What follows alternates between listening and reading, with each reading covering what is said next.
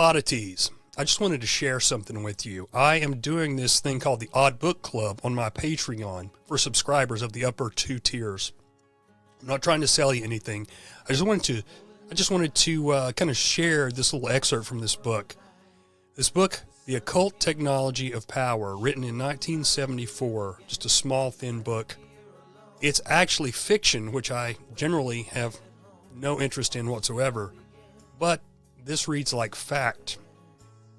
It's from the perspective of this very powerful industrialist who owns this network of businesses. Think of David Rockefeller or Lord Rothschild or one of these different ones. But what he's doing, he's trained his son in all the normal positions in the office in the companies, but now it's time for him to be trained to take over the company. So what he does is he takes him away to this island where he has all his top advisors who only know these secrets to train him, the hidden or occult, if you will, technology of power and how to keep it. And this is generational wealth. And I wanted to read this one part on education.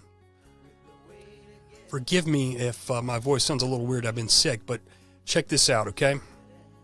And this is also from a premise they control both the public and private sectors, and it's all basically a charade is what you see. And I believe this to be true for the most part, and people don't want to actually believe it, but you know, you can just look to the fact that our representatives don't even know what the hell they're voting on most of the time.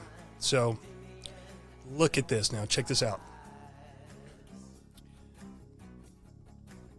In order to maintain our system of power, the institution of universal public education is indispensable. The anarchy of private education, in which any manner of dangerous ideas could be spread, cannot be tolerated.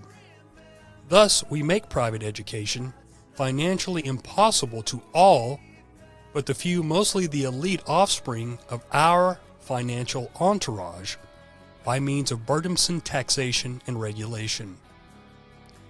The primary purpose of public education is to inculcate the idea that our crucial institutions of coercion and monopoly were created for the public good by popular national heroes to blunt the past power of the malefactors of great wealth. Crucial is to create the impression that although the people have been exploited in the past, today the wealthy are at the mercy of an all-powerful government which is firmly in the hands of the people or do-gooding liberals. For those of a more sophisticated mindset who reject this, we promote the liberal reformer mentality, which holds that a new era of reform is on the verge of crushing forever the last vestiges of money lordism. Of course, the reforms, after taking shape as a bewildering myriad of regulatory agencies and taxes, are found to be ineffective in subordinating our power to the popular will, whereupon we stir up another era of progressive reform. Now check this part out. Our contrived left-right spectrum, which our compulsory education helps to make universal, is valuable in assuring that this charade does not get out of hand. The Pollyannas in the middle, neither dangerous nor useful in this endeavor. What is needed is a feeble but persistent right conservatism to moderate and emasculate the liberal reforms. Conservatives tend to resist all the advances in centralized government power that we lead the liberals to see as necessary in order to totally end the undemocratic power of money in society. Conservatism would rather promote a pluralism of competing interests in which money is the medium of competition rather than risk the excesses of big government. When liberal reforms show signs of exceeding our intentions and actually threaten to place our key institutions in the hands of the people, we can always count on the conservatives to defend our power under the illusion that they are defending the legitimate rights of free enterprise capitalists. On the rare occasions that, when conservatives call for subjecting our enterprises to laissez-faire competition, we can count on the dominant liberal reformers to insist on more government interference, unaware of our desire for such. In effect, self-administered regulation.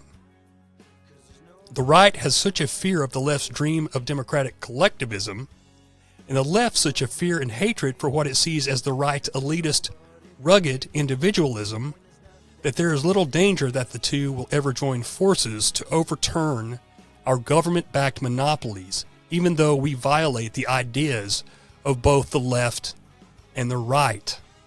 That gives me chills because I know this is how it works, and I've seen this, and I've read the history, and most people cannot fathom to admit it. Centralization of control at the state, or preferably the national level, assists in building the climate of opinion we require in public education. Failing to obliterate local control, other methods nearly as effective are available.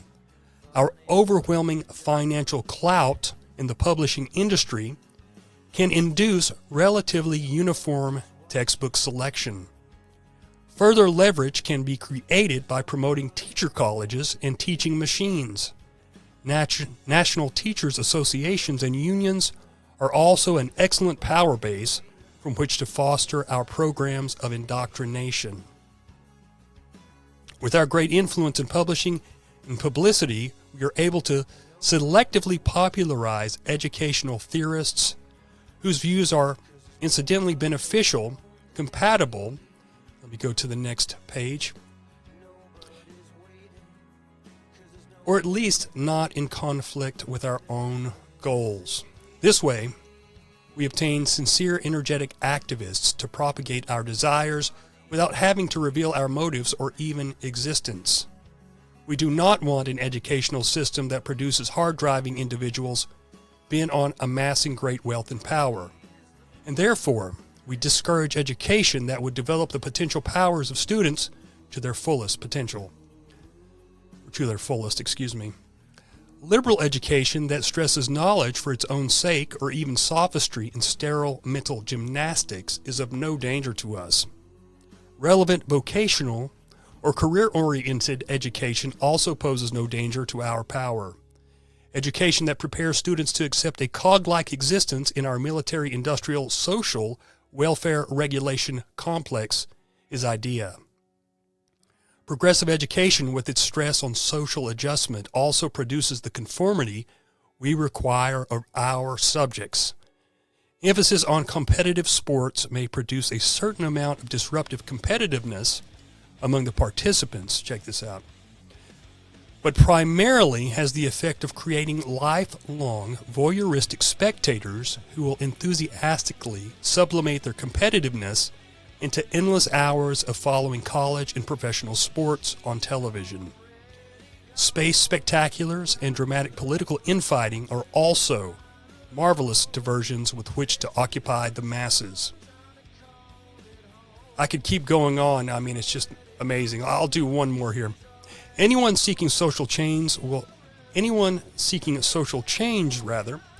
gravitate to the field of education. Our strategy is simple. Let only those succeed whose influence would be compatible with our power. Encourage all who would develop the passive or receptive mode of existence. Discourage all who promote the aggressive or active capacities. Build a great cult of salvation through endless education, touting it as democratic, the democratic path to success. Deride the frontal approach to success of the outmoded, rugged individualist. Is that not unbelievable? Written in 1974. And if you want to know more stuff like this, then listen to the show, The Oddcast. I hope you all are doing well. Like I said, I just wanted to share this with you because it really hit me that this is the way things are behind the scenes.